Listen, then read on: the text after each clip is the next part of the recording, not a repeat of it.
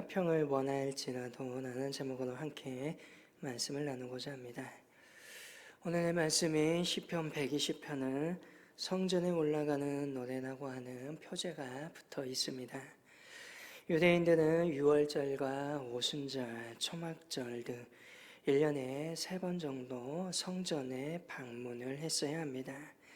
그때 그들이 성전을 향해 가면서 부르는 찬양, 기도가 바로 시편 120편입니다. 혹시나 머나먼 타국에 살고 있는 유대인이라고 한다면 그는 아마 평생에 한 번 아니면 몇 번 가기 쉽지 않았을 길입니다. 그래서 달리 순례자의 노래라고도 부르기도 합니다. 또한 120편을 또 성전 층계의 노래라고도 부릅니다. 이스라엘 성전에는 니카노르라고 하는 문이 있습니다.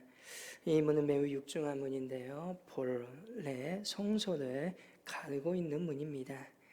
이곳을 오르는 층계가 모두 15개입니다. 유대인의 정통에 의하면 초막절에 레위인들이 성전에 올라가는 노래인 오늘의 말씀을 포함하여서 134편까지 15편의 시편을 한 계단씩 오를 때마다 악기와 더불어 노래했다라고도 전해지기도 합니다. 여러분께서는 시편을 볼 때 또 시편을 읽을 때 어떠한 모습으로 시편을 그리고 계십니까? 또한 여러분들의 기억 속에 암묵적인 여러분들의 자아 속에는 시편이 어떻게 그려지고 계십니까? 흔히 시편하면 아름다운 노래, 잔잔한 바람이 불어오는 풀밭에서 그 바위에 앉아 하프를 키며 찬양하고 있는 목가적인 그림이 그려지지 아니하십니까? 그런데 시편들의 내용을 볼 때마다 저는 그러한 그림이 그려지지 않습니다. 오늘의 말씀도 보게 되면 대번에 알 수 있습니다. 1절부터 오늘 시편의 시인은 탄식하며 시작합니다. 내가 환난 중에 여호와께 부르짖었더니 여호와여 거짓된 입술과 속이는 혀에서 내 생명을 건져주소서. 시편을 아름다운 찬양들만 가득하다라고 생각하고 계시면 아니 됩니다. 시편을 흔히 찬송, 탄식, 감사, 지혜 등으로 분류합니다.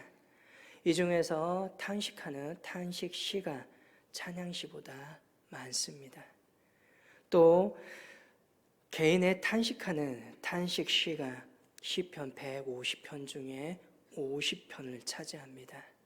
150편 중 3분의 1입니다. 다시 말하면 3장에 한 장꼴로 하나님 나 좀 살려주세요. 하나님 나는 참으로 억울합니다. 하나님 내 복수를 해주십시오. 라고 하는 탄식과 원망과 때로는 원수에 대한 저주의 말로 가득 차 있음을 보게 됩니다. 그런데 사실 이것이 저와 여러분의 삶이기도 합니다. 만약 여러분들이 기도를 드릴 때에 애끓는 기도가 나오지 않는다고 한다면 여러분은 정말 감사할 수 있기를 바랍니다. 왜냐하면 여러분의 삶이 참으로 평안하기 때문입니다. 어려움을 이길 수 있는 충분한 힘과 능력을 주셨다라고 하는 뜻이기도 합니다. 참으로 우리의 삶은 고난이 많습니다. 그리고 참으로 애달파합니다. 어딘가에 하소연할 곳도 없고 도대체 힘이 되어줄 곳도 없습니다. 그래서 믿는 사람들은 하나님을 찾는 것입니다. 하나님 앞에 그래도 기도하고 나면 무엇인가 시원해집니다. 또 하나님께서 응답해 주신다고 한다면 어찌 보면 내가 가지고 있는 어려움과 인생의 힘든 그 한 고비를 넘기는 것일 수도 있습니다. 오늘 이 노래를 부르고 있는 시인, 기자는 자신의 일을 마무리하고 한가로운 마음으로 성전을 향하여서 나아가고 있는 것이 아닙니다. 그는 성전을 향한 순례의 길을 떠나고 있지만 여전히 그의 마음은 어지럽고 소란스럽습니다. 여전히 마음 한켠에는 자신의 집과 고향을 향하여 머무르고 있습니다. 어찌 보면 우리의 삶이 그러합니다. 분명 주의 집을 향하여 나아가지만 고난과 어려움이 나의 마음을 여전히 나의 집과 나의 고향에 머물게 만듭니다. 저와 여러분의 삶은 소풍이 아니라 결국은 전쟁이 벌어지고 있는 전쟁터 속이라는 거죠. 그러한 점에서 보면 시편의 찬양은 진흙 속에서 피어나는 아름다운 용꽃과 같습니다. 아름다운 정원이나 온실에서 자라는 것이 아닙니다. 엉망이고 엉클어지고 다투고 깊은 수렁에 떨어지고 온갖 오물들이 있는 그러한 곳이지요. 그러나 그러한 곳에서 승리하고 이러한 모든 것이 어울려서 아름다운 삶을 만들어져 간다는 것입니다. 어찌 보면 저와 여러분이 누리는 평강을 전쟁터 속에서 잠깐 누리는 평화와 안식과도 같을 것입니다. 그리고 그것이 나에게 주어짐을 조그마한 승리에 기뻐할 수 있어야 할 것입니다. 순례자의 찬양, 순례자의 기도, 이 순례자의 감사, 삶이라는 전쟁터 속에서 이루어집니다. 그럼에도 불구하고 또한 그는 1절에서 이미 승리했음을 기뻐하며 노래하고 있습니다. 내가 환난 중에 여호와께 부르짖었더니 내게 응답하셨도다. 히브리어 문정을 보면 부르짖었다 그리고 응답하셨다라고 되어 있습니다. 실제 그가 응답을 받았던 것일 수도 있습니다. 아니면 지금까지 그래 왔듯이 하나님께서 나에게 승리를 주실 것이다 확신하는 표현일 수도 있습니다. 우리는 이것을 믿음이라고 합니다. 분명한 사실은 하나님께서는 우리의 한숨과 탄식의 소리를 듣고 계신다는 것입니다. 우리가 부르짖을 때에 응답하여 주신다는 것입니다. 결국 성경은 우리의 싸움이 반드시 이길 거라고 말씀합니다. 우리가 해야 될 것은 두려워하지 않는 것이요 염려하지 않는 것입니다. 오늘의 이 순례자, 이 시인은 고국인 유다를 떠나 타지에서 생활하는 디아스포라 유대인인 것처럼 보여집니다. 5절을 보면 알 수가 있습니다. 메색에 머물며 계단의 장막 중에 머무는 것이 내게 하루다. 메색은 지금의 흑해 지역입니다. 계단을 알아 베두인들이 머무는 곳입니다. 유태인들은 이 시인은 지금 그 도시에서 이방인이고 난민이고 소수자입니다. 어찌 보면 자리 잡고 있는 사람들에게 그는 이물질과 같은 존재이고 쫓아내야 될 존재이며 혹시나 그가 잘 살다 한면 두고 보지 못할 사람입니다. 그래서 어떻게 합니까? 위협하고 재산을 빼앗고 목숨을 위태롭게 만듭니다. 그렇기 때문에 순례자는 2절에서 내 생명을 건져 주소서라고 부르짖고 있는 것이지요. 이들이 공격하는 방식은 시편 120편 곳곳에 나타나고 있습니다. 그 공격을 대하여 1절에서는 환난이라고 말하고 2절과 3절에는 거짓된 입술, 속이는 혀라고 합니다. 또한 6절과 7절에서는 평안을 미워하는 자들이라고 말합니다. 이들은 말로써 그들을 공격합니다. 항상 보면 소수자들을 향한 공격, 말부터 입술로 시작합니다. 온갖 혐오의 말과 거짓이 난무하지요. 그리고 어떻게 합니까? 재판과 권력을 동원하여 재산을 빼앗고 신체를 구속합니다. 그리고 마지막에는 칼로 죽이거나 그 도시에서 추방시켜 버리지요. 지금 시인은 이방 땅에서 독한 말과 혐오와 거짓으로 고통당합니다. 아마 재판에서 주로 사용되는 거짓 증거도 이에 해당할 것 같습니다. 지금 예루살렘 성전을 향하여 가며 이 시인은 내가 이 땅에 너무 오래 거주하였나 하고 후회를 하고 있는 것 같습니다. 이주민과 난민들 정착을 못하며 다른 곳을 찾아 떠나야 하지요. 성도 예루살렘에 점점 가까울수록 내가 있어야 될 곳이, 내가 살아야 할 곳이 여기가 아닌지 순례자는 생각했을 것입니다. 순례자가 사는 그들의 주위의 이웃들은 참으로 악합니다. 분명 한 사람 한 사람, 내가 개인적으로 그 사람을 만나면 그는 착한데 여기에 집단의 논리가 작용하며 그 착한 사람도 악마로 변합니다. 그렇게 순례자는 오늘 이 문제는 하나님께 호소합니다. 시편에 자주 등장하는 복수와 또는 저주의 기도를 드립니다. 3절과 4절입니다. 내 속에는 무엇을 내게 주며 무엇을 내게 더할고 장사에 날카로운 화살과 노된 나무 숯불이로다. 온갖 거짓과 독서를 내뱉는 바로 그 독사의 혓바닥에 간역을 명중시키듯 화살이 내리 꽂힐 것을 원합니다. 분노와 음모로 가득한 그 입에 활활 타고 잘 꺼지지 않는 노된 나무의 불이 붙어 태울 것을 기도합니다. 오늘 시인은 하나님의 복수를 기대하고 있습니다. 또 그렇게 기도합니다. 여러분은 어떻게 하시겠습니까? 여러분, 혹시 나 홀로 나만의 건방에 앉아 하나님과 1대1로 만나고 기도할 때라면 저는 여러분께 전잠 빼지 마시길 바랍니다라고 말하고 싶습니다. 하나님과 1대1로 만나는 그곳에서 아무도 없이 오직 주님만 나만 혼자만 있다라면 그곳에서 오늘 시인처럼 나에게 원수가 있으며 욕도 하시고 저주도 하시길 바랍니다. 그것을 사랑으로 바꾸시는 것이 하나님의 역사입니다. 내가 그것을 사랑으로 해보겠다고, 이겨보겠다고 억지로 하지 마시길 바랍니다.